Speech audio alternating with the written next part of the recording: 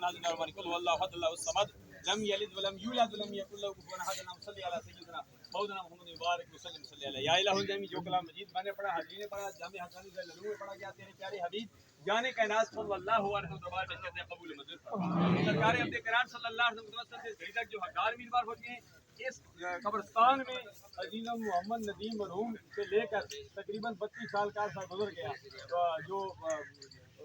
جو خالق حقیقی سے جا ملے، اور یہ آخری نماز جنازہ ہے،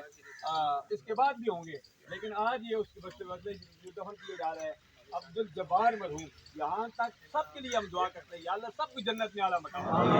حاضرین مجلس کی جو کربار فقہ بزرگ آباء و اجداد منیال دجال شاگرد مقتدی اساتذہ متعلقین سرکار کی ساری امت جنہوں نے کلمہ پڑھا لا الہ الا اللہ محمد رسول اللہ، یا اللہ سب کے لیے آسانی مہربانی، افواج پاکستان عوامی پاکستان کے لیے خیر فرما دے، تمام پسماندگان کو حاجی عبد الغفار سمیت سب کو یہ صدمہ برداشت کرنے کی توفیق عطا فرما، سمجھنے کے لیے خیر فرما، یا اللہ ان کے بچوں پر مہربانیاں فرما، یا الہ العالمین آسانیاں مہربانیاں فرما، اللہ وہ بھی عطا فرما دے جو نہیں مانگا بن مانگے عطا فرما، یا اللہ رحمت کی بارش مہربانی فرما، اور جن علاقوں میں سیلاب کے سے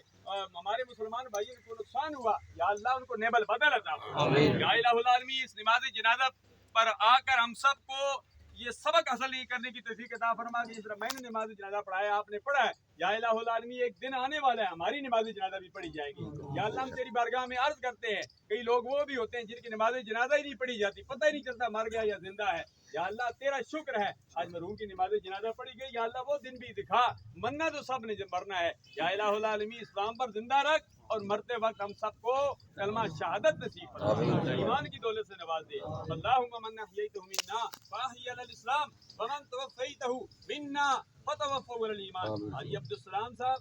اور عبد الغفار صاحب حاجی صاحب کے بھائی عبد الجبار مرحوم کو جنت میں اعلیٰ مقام، ونفوض الامور الی اللہ ان اللہ بصیر العباد۔